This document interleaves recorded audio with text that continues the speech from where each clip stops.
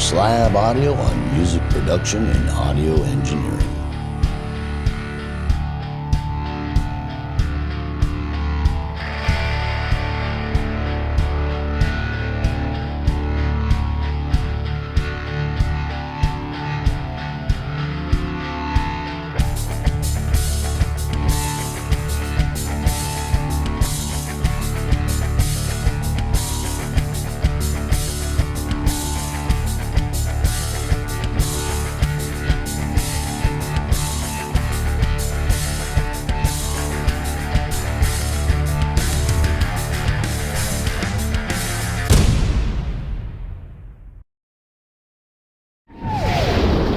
Welcome to Dark Slab and our fourth Master Series.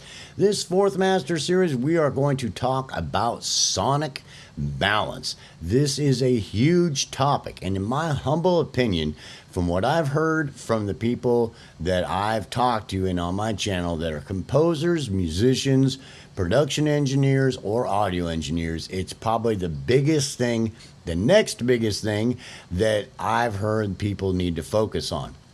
It is a huge topic. It may sound simple, but having a really good sonic balance is going to help give clarity and power to your mix.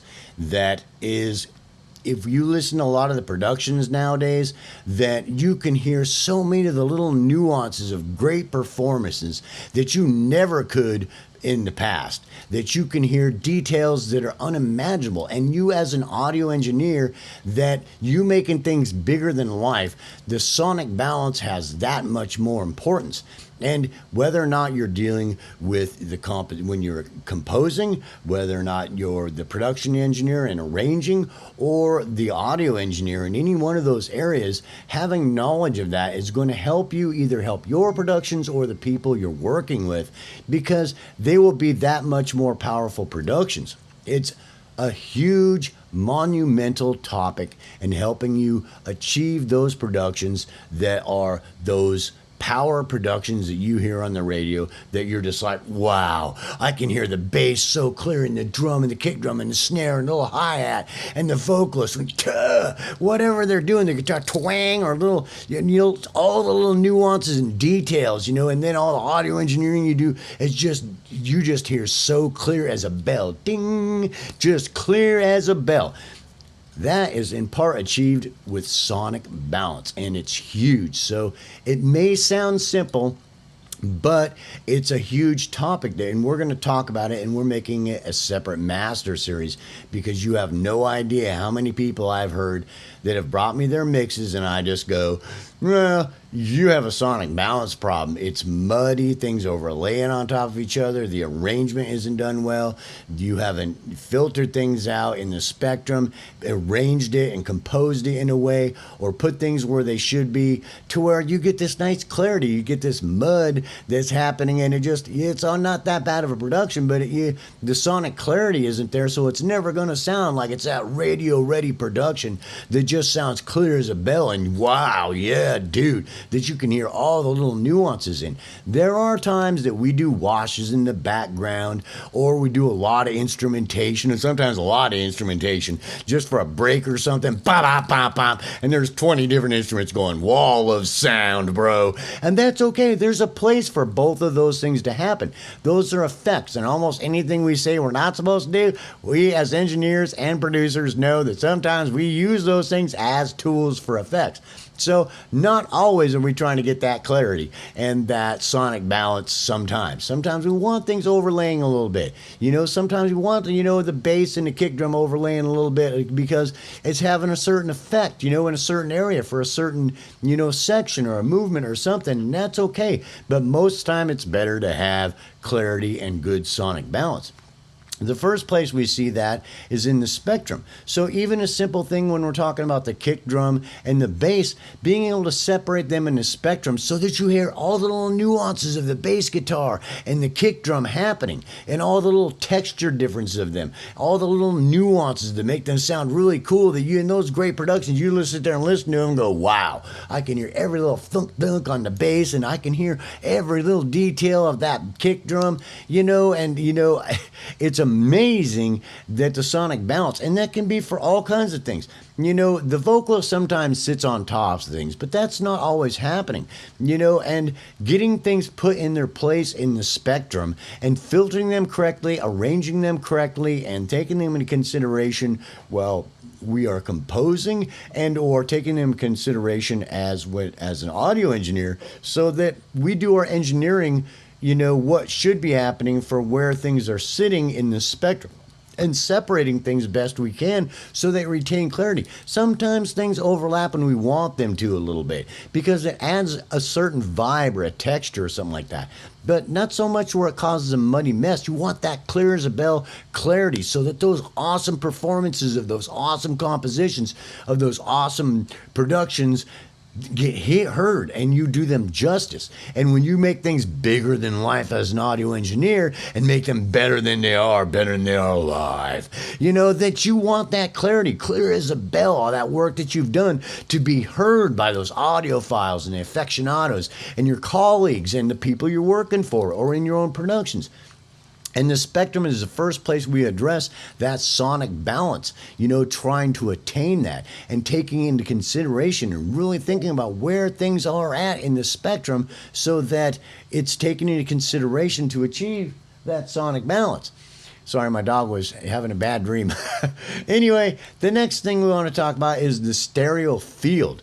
The stereo field is the next place that we achieve sonic balance, putting things in the stereo field to where, it attains sonic balance. So things aren't laying on top of each other, maybe blending together a little bit, but not too much, or getting really big separation. You want that guitar way away from that bass, bro. I don't care. I want you. Does that make sense? A taste to help achieve clarity. That's an extreme example, but sometimes it doesn't take much. But we only have a stereo field to work with, so we only have so much real estate in the stereo field. And if people are listening to headphones and earbuds, there's only so much we can do. But if we take it into consideration, the stereo field can really help us achieve sonic balance when we're arranging and when we're composing, and when we're producing. And when we're engineering to help us attain that sonic balance and that clarity and that power and that clear as a bell, so that guitar is heard clear as a bell, that bass is heard clear as a bell, the kick drum and the snare and the hi-hat and the vocals are heard clear as a bell. That stereo field we do trying to get that sonic balance is huge. We need to take that in consideration.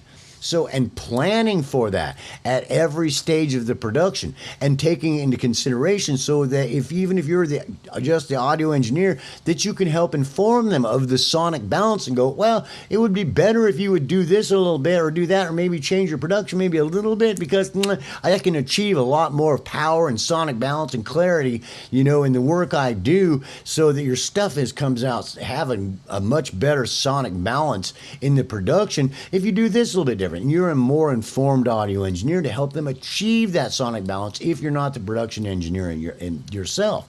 So this is something we really need to take into consideration, because in my humble opinion, it's the next biggest thing and the next level thing we need to talk about in helping you become that top level production engineer and audio engineer.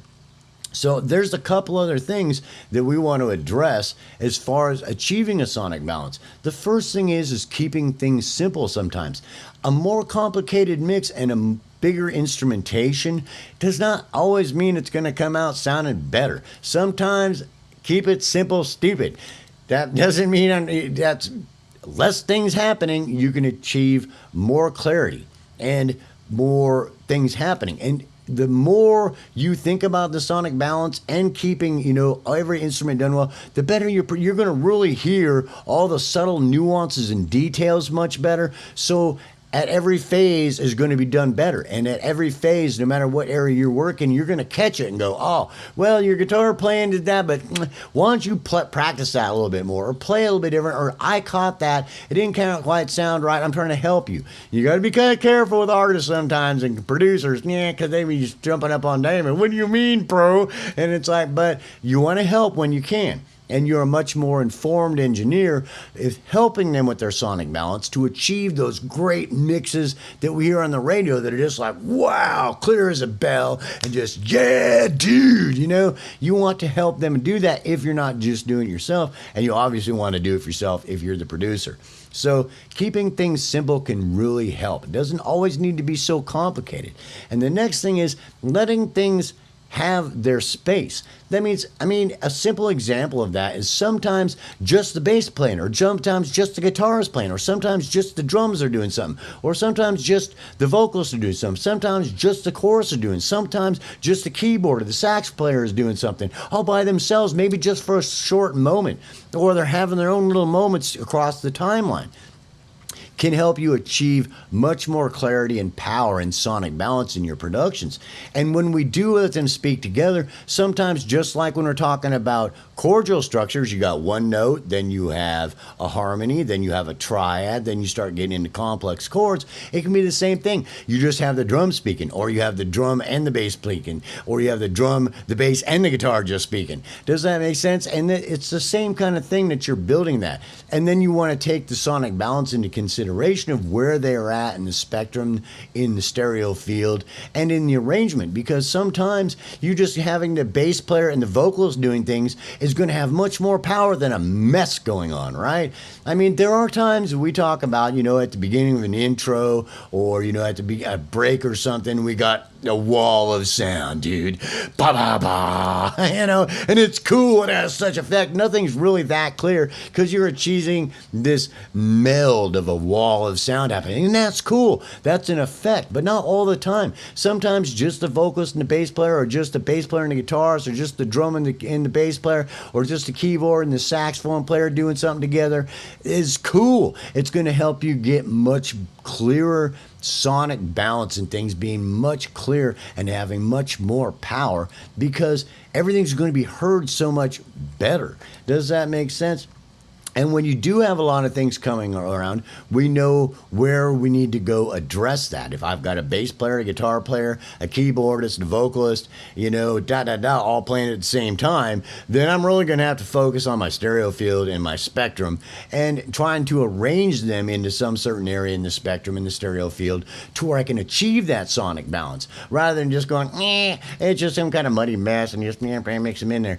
It's a huge thing that we need to talk about, because the sonic balance, in my humble opinion, is the next level thing and the next huge thing that we need to talk about as production engineers and audio engineers, so that our stuff comes out sounding like those huge radio ready productions that we all just drool over. We're just like, wow, the musicians did an awesome job, great composition, great arrangement, great engineering, great everything, and everything's just clear as a bell. Ding! I can hear every little nuance of the vocalist and the chorus and the choir section and the bass player and the drummer, and oh yeah, dude, that clarity and that sonic balance, and it's just beautiful.